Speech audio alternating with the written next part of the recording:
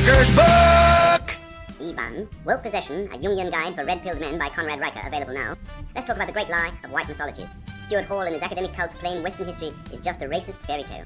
Funny how these critics still use iPhones, antibiotics, and electricity, all products of the very civilization they demonized. The pyramids weren't built by gender studies, majors holding safe space circles. They were built by men with calloused hands and unapologetic ambition. The same men who birthed the scientific method, constitutional rights, and space travel. But sure, let's pretend the Aztecs who sacrificed children by the thousands were morally superior because they had melanin. The double standard is so thick, you could cut it with a machete. Now, let's tackle the feminist myth of historical and political double standards.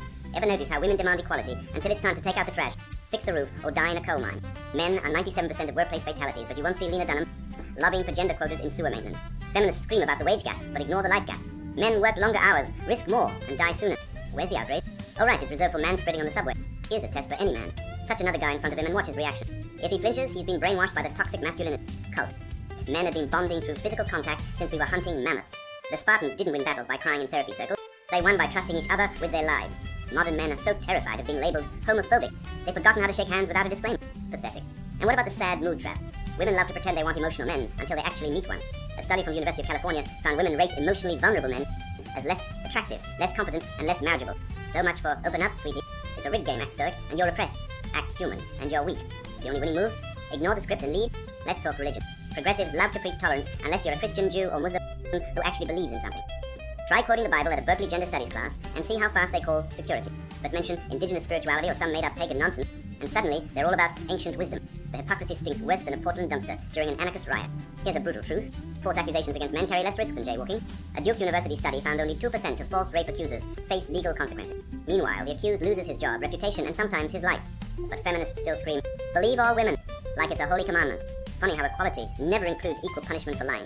Want to test a man's maturity? Give him constructive feedback. If he sulks or makes excuses, he's still a boy.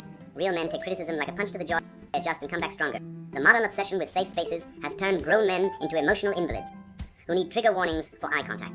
And let's destroy the myth of thoughtful gifts. Women claim they want handmade trinkets, but their Instagram profiles tell the real story: Louis Vuitton, Chanel, and cold hard cash. Evolutionary psychology proves women are hardwired to seek providers, not poets. A man who spends hours knitting a scarf gets dumped for the guy who buys her a Mercedes. Save the crafts for kindergarten.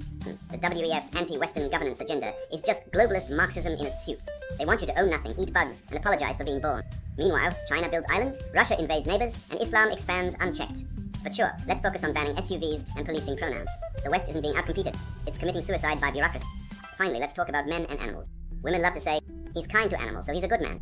Tell that to Hitler, a vegetarian who adored dogs. Compassion isn't measured by how you treat a golden retriever. It's measured by how you handle a threat. Men aren't protectors because they're nice. They're protectors because they're dangerous when necessary. The truth is simple. Modern culture is gaslighting men into extinction. Either wake up or get erased. Your choice. Woke Possession. A Jungian Guide for Red-Pilled Men by Conrad Riker. Buy now. Links below video.